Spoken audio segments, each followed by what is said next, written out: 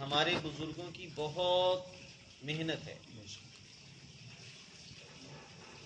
ہمارے بزرگان دین میں سے جنہوں نے قیام پاکستان کے بعد ختم نبوت کے لیے بہت کام کیا، مولانا شاہ احمد نورانی صدیقی رحمۃ اللہ تعالی علیہ اور مولانا عبدالستار نیازی رحمۃ اللہ تعالی علیہ اور دیگر علماء اہل سنت، انہوں نے ختم نبوت کے لیے قیام پاکستان کے بعد بہت کام کیا اور آخرکار آج کے دن 7 ستمبر 1974 کو قانونی طور پر بھی، شرعی طور پر تو وہ اسی دن کافر ہو گئے تھے، قانونی طور پر بھی ان کو غیر مسلم قرار دے دیا گیا.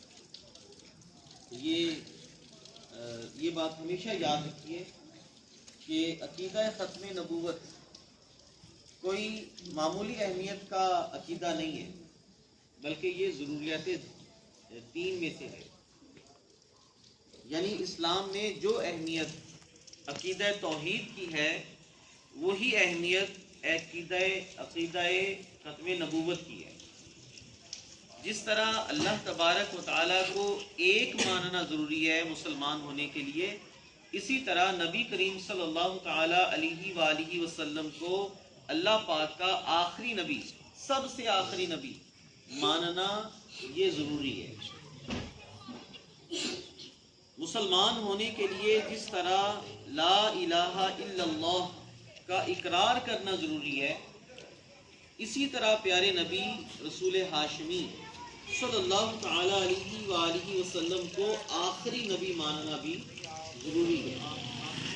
کلمہ طیبہ جسے پڑھ کر کافر مسلمان ہوتا ہے، لا الہ الا اللہ محمد رسول اللہ، اس کلمے میں جو لفظ محمد ہے،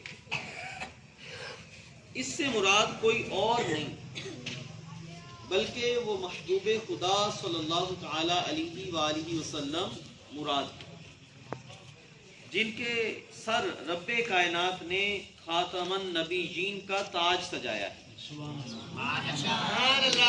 اس لیے جو بندہ کلمہ طیبہ تو پڑھے مگر حضرت محمد صلی اللہ تعالی علیہ وآلہ وسلم کو آخری نبی نہ مانے، وہ ہرگز مسلمان نہیں ہو سکتا. بعد آپ کے ہرگز نہ آئے گا نبی نیا، واللہ ایمان ہے میرا اے آخری نبی.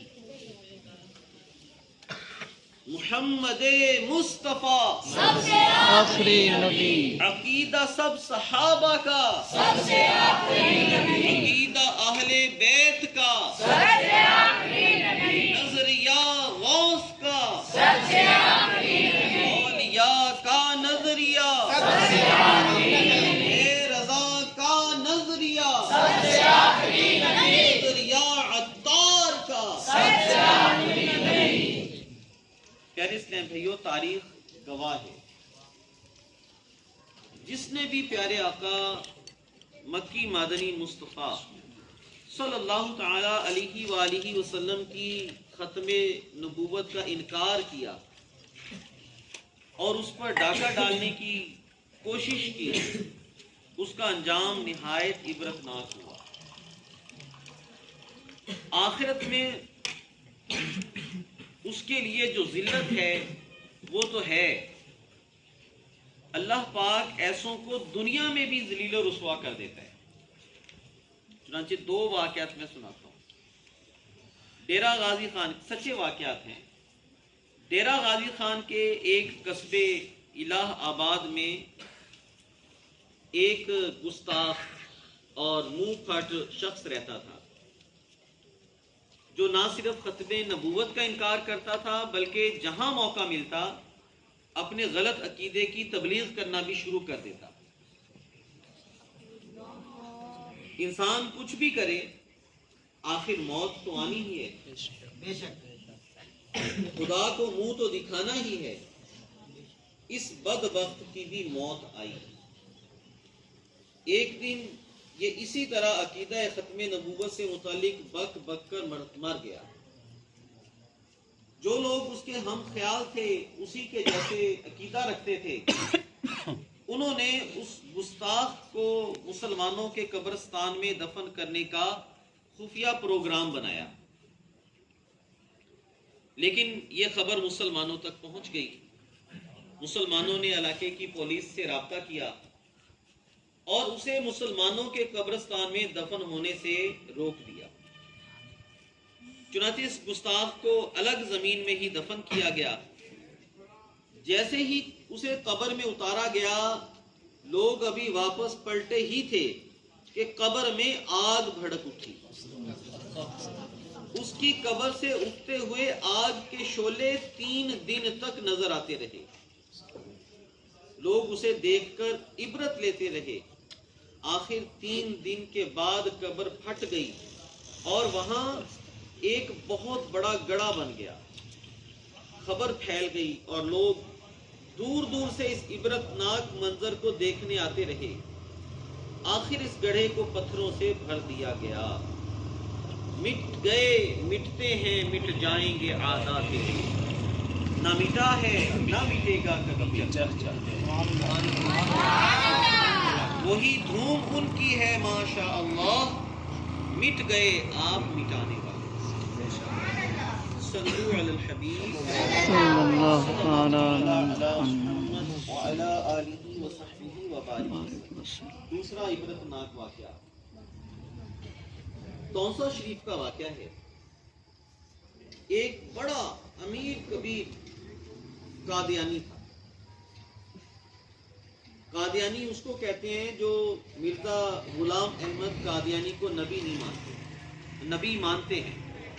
مرزا غلام احمد قادیانی کو نبی مانتے ہیں۔ انہیں مرزائی اور احمدی بھی کہا جاتا ہے۔ قادیانی ختم نبوت کے منکر ہوتے ہیں اور کافر اور مرتد ہیں۔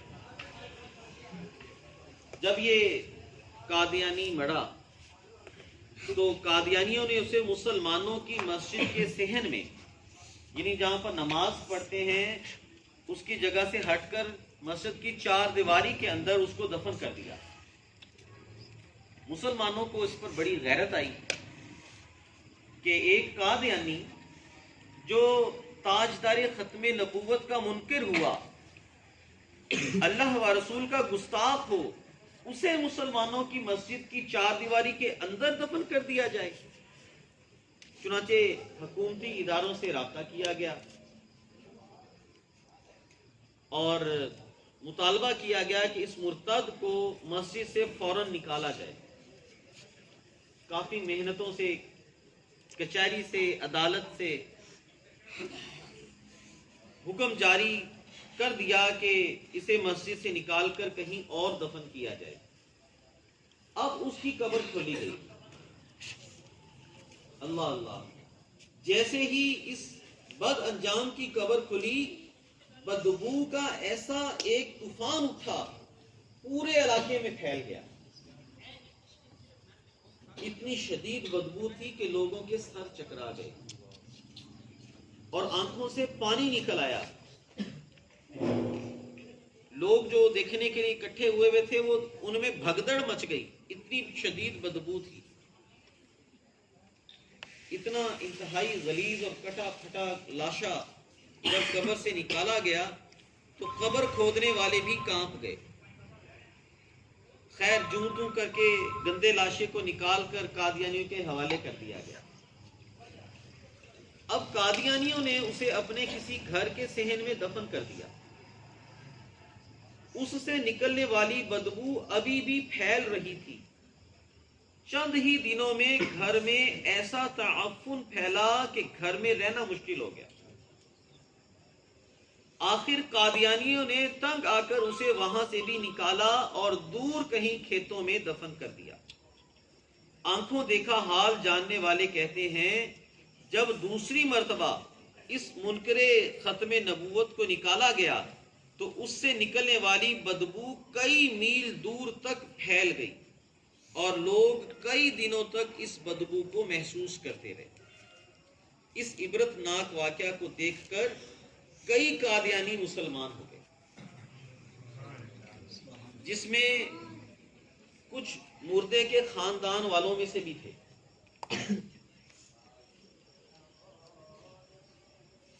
بہت سارے واقعات ہیں قادیانیوں کے.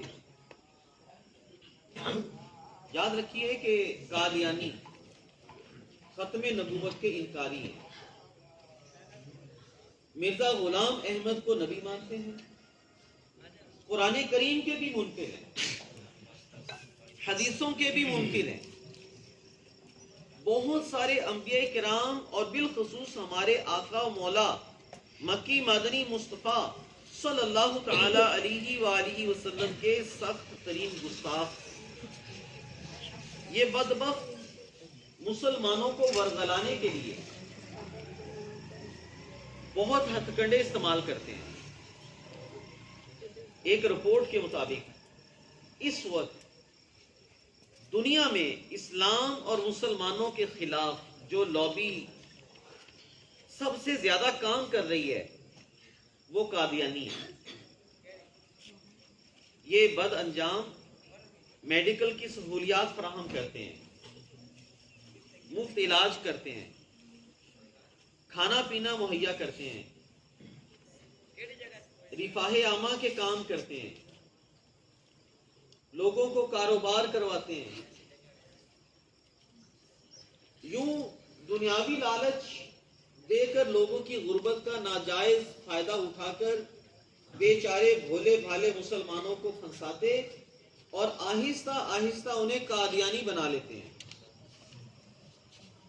عام عوام ہم جیسے جو دین کی معلومات زیادہ نہیں رکھتے، وہ بڑی آسانی سے ان کے جال میں پھنس کر اپنا ایمان برباد کر بیٹھتے ہیں. اس لیے اپنا ایمان بچانے کی خاطر ہم سب پر لازم ہے کہ ہم خود بھی علم دین حاصل کریں اور اپنے بچوں کو بھی سکھائیں. ہم سب کی دینی ایمانی ذمہ داریوں میں سے اہم ترین ذمہ داری یہ ہے کہ ہم اپنے بچوں کی نس نس میں عقیدہ ختم نبوت ڈال دیں. سبحان اللہ. اپنے گھر والوں کو، بچوں کو، بھانجوں کو، بھتیجوں کو، غرض ہر وہ بچہ جو بولنا جانتا ہے اسے یہ عقیدہ اس طرح رٹا دیں کہ انہیں نیند سے جگا کر بھی پوچھا جائے تو وہ ایک ہی نعرہ لگائیں، محمد مصطفیٰ، احمد مجتبیٰ، مدینہ کا لاڈلا، شاہ ہر دو سرا. الحمدللہ شیخ طریقت امیر اہل سنت دامت برکاتہ العالیہ نے یہ بہت پیارے نعرے دیے ہیں. یہ نعرے اپنے بچوں کو یاد کروائیں. امیر اہل سنت کا رسالہ ہے سب سے آخری نبی. کون سا رسالہ ہے؟ سب سے آخری. یہ رسالہ حاصل کیجئے، گھر میں اس کا درس دیجئے، انشاءاللہ الکریم بہت ساری معلومات حاصل ہوں گی اور اللہ پاک نے چاہا تو ایمان کی حفاظت کا سامان بھی ہو جائے گا. ابھی یہ سنا نا کہ قادیانی بڑے اوچھے ہتھ کنڈے استعمال کرتے ہیں مسلمانوں کو ورگلانے کے لیے. اپنے ایمان کی حفاظت کے لیے یہ واقعہ سنیے. مسیلمہ کذاب ایک بدبخت تھا جس نے تاجدار ختم نبوت صلی اللہ علیہ وآلہ وسلم کی ظاہری زندگی مبارک میں ہی نبوت، جھوٹی نبوت کا دعویٰ کر دیا تھا. ایک مرتبہ اس بے لگام نے صحابی رسول حضرت حبیب بن زید رضی اللہ تعالی عنہ کو گرفتار کر دیا. آپ رضی اللہ تعالی عنہ نے مسیلمہ سے پوچھا، اتشہد ان محمد رسول اللہ، کیا تم گواہی دیتے ہو کہ محمد صلی اللہ تعالی علیہ وآلہ وسلم اللہ کے رسول ہیں؟ تو صحابی رسول حضرت حبیب بن زید رضی اللہ تعالی عنہ نے فرمایا، ہاں بالکل، میں گواہی دیتا ہوں کہ آپ صلی اللہ تعالی علیہ وآلہ وسلم اللہ کے رسول ہیں. مسلمہ نے پھر پوچھا، اتشہد انی رسول اللہ، کیا تم گواہی دیتے ہو کہ میں اللہ کا رسول ہوں؟ انہوں نے فرمایا میرے کان تمہاری یہ بات سننے سے بہرے ہیں، یعنی میں اس بات پہ یقین نہیں کرتا۔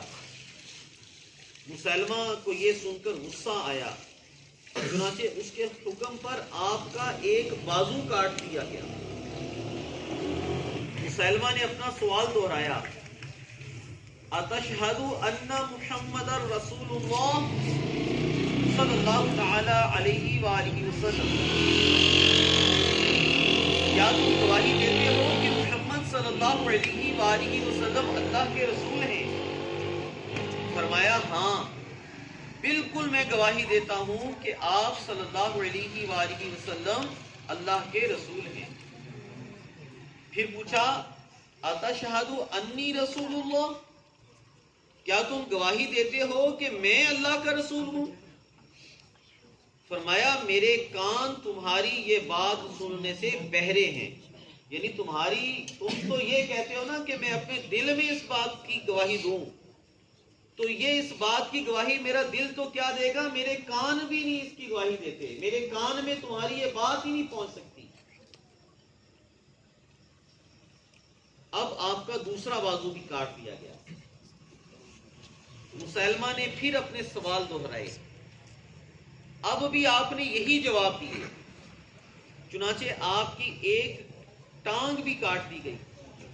پھر مسلمہ نے وہی سوال پوچھے، اب آپ کے دونوں بازو کندھوں تک کٹ چکے تھے، ایک ٹانگ بھی کٹ چکی تھی، جسم سے خون بہ رہا تھا، شدت کی تکلیف بھی ہو رہی تھی، مگر قربان جائیے جذبہ ایمانی تھا کہ اب بھی کمزور نہیں پڑا تھا۔